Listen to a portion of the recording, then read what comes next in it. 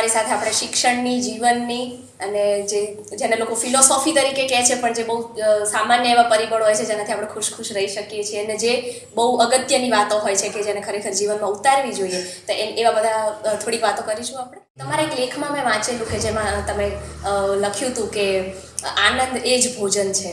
તો અને તમારું વ્યક્તિત્વ પણ એવું છે, તમે સતત એવું જીવો છો, તો સુખ બાબતે તમારું શું માનવું છે એના વિશે થોડીક વાત કરો.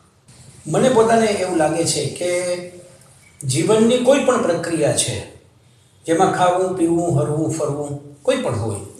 સિદ્ધાંશુભાઈ એક સરસ વાત કરે છે, ચરે ફરે રતિ કરે ગર્ભને ધરે અવતરે મરે, આટલી આપણી જીવન પ્રક્રિયા. તો આ દરેક જીવન પ્રક્રિયાના સ્ટેપમાં એન્ડ પોઈન્ટ કહીએ તો આનંદ છે. શેના માટે આપણે ફરીએ છીએ, શેના માટે આપણે ખાઈએ છીએ, શેના માટે અત્યારના આપણે વાત કરીએ છીએ, મને અને વૃંદાને આનંદ થાય એના માટે. આપણા બંનેનો આનંદ છેક સમાજ સુધી આનંદ લઈ જાય એટલા માટે. એટલે મારું એમ માનવું છે કે આનંદ જ ભોજન છે. અને હકીકતમાં આ વિચાર બુદ્ધથી આવ્યો છે. અને બુદ્ધે એમ કહ્યું હતું કે કોઈ પણ વ્યક્તિ પોતે આનંદમાં રહે તો એને હળવું મળવું એ બીજાના માટે ભોજનના પ્રસાદ જેટલું મોટું ગણાય. એટલે મેં આ બરાબર પકડ્યું છે. અને યુ વેરી રાઇટલી સેડ કે તમારું વ્યક્તિત્વ એવું છે, તમે મને જોઈને સમજી પણ શકો કે બધું જ જે કાંઈ ભેગું થયું છે તે આનંદથી થયું છે. અને આનંદમાં રહેવાથી શું પ્રાપ્ત થઈ શકે એ જો કોઈએ વિશાલ કે તौर પર સમજવું હોય તો મને જોઈને સમજી શકે. મને એવું લાગે છે કે તમે જે કાંઈ કરવા માગો છો એ બધું પૂર્વ નિશ્ચિત છે, પૂર્વ નિર્ધારિત છે. આ વાત પહેલાં જો સમજાઈ જાય, ધ મધર એમ કહે છે કે એવરીથિંગ ઇઝ પ્રીડેસ્ટિન્ડ, બધું જ પૂર્વ નિર્ધારિત છે. આ વાત જો સમજાઈ જાય તો તમને જે થાય છે તેના માટે ફરિયાદ ન કરો. હવે ફરિયાદ ન કરો તો તમારી પાસે આનંદ સિવાય કાંઈ રહેતું જ નથી. એટલે આનંદ તમારે પ્રાપ્ત ન કરવો પડે. મને એવું લાગે છે કે આપણી ચોતરફ આનંદ છે, વ્યાપ્ત છે પૂરેપૂરો. હવે એ વ્યાપ્ત છે એને પ્રાપ્ત કેમ કરવું એનું નામ જીવન છે.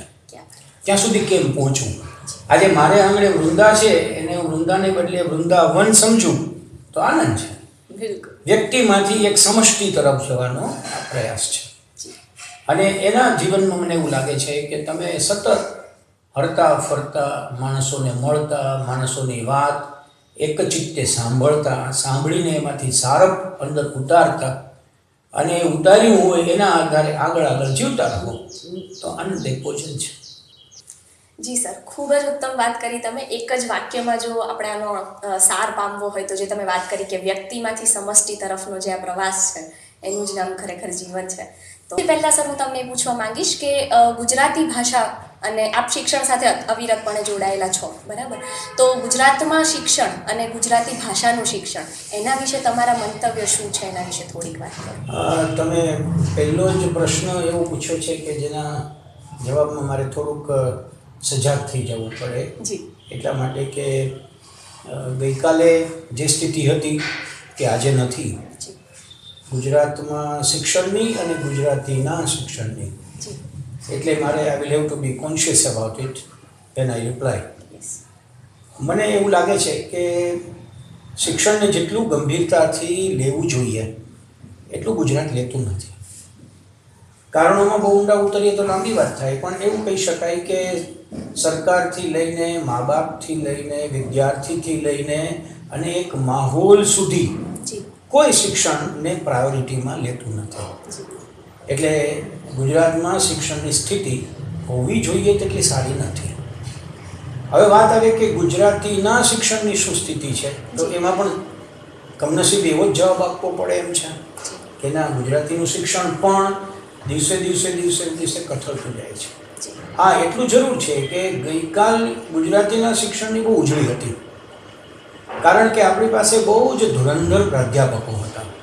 અને આ ધુરંધર પ્રાધ્યાપકોએ બહુ જ ઊંડાણથી ગુજરાતી ભાષાનો, ગુજરાતી ભાષા શાસ્ત્રનો અને ગુજરાતી સાહિત્યનો પ્રચાર અને પ્રસાર કર્યો.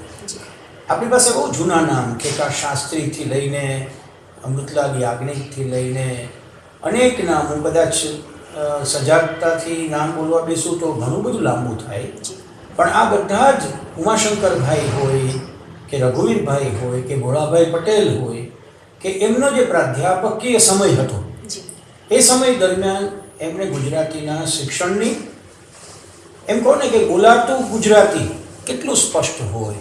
જી ઉપેન્દ્રભાઈ પંડ્યા, ભાનુપ્રસાદ પંડ્યા, આ બધાને તમે ગુજરાતી બોલતા સાંભળો. જી હમણાં જ જેમને આપણે સાહિત્ય રત્ન એવોર્ડથી નવાજ્યા જી તે ભગવતીભાઈ જી ને પણ તમે જો ગુજરાતી બોલતા સાંભળો તો તમને એમ લાગે કે જે વ્યાકરણના હસ્વ અને દીર્ઘ એ તમે પોતે ખરેખર બોલાતા સાંભળી શકો.